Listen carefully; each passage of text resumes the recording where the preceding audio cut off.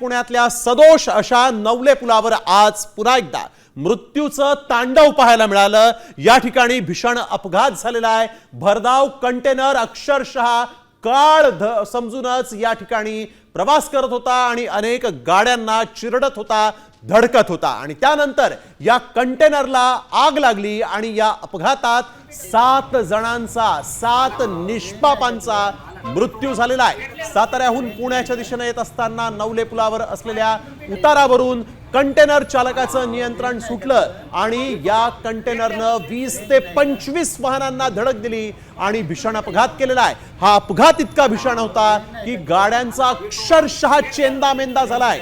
या अपघातामुळे रस्त्यांवर काचांचा रक्त मांसाचा चिखल पडला होता। अशी ही दृश्य आपण बघतोय यावेळेस पुण्यातल्या नवले पुलावरची। हा सदोष असा नवले पूल जिथं अपघातांची मालिका थांबण्याचं नाव घेत नाहीये, परंतु प्रशासनाला याचं कुठलंच सोयरं सुतक नाही। हे दृश्य आपण बघतोय कशा पद्धतीनं भरधाव वेगात आलेला हा कंटेनर आणि त्यानंतर त्यानं कशा पद्धतीनं इथं मृत्यूचं तांडव केलं त्याची ही दृश्य।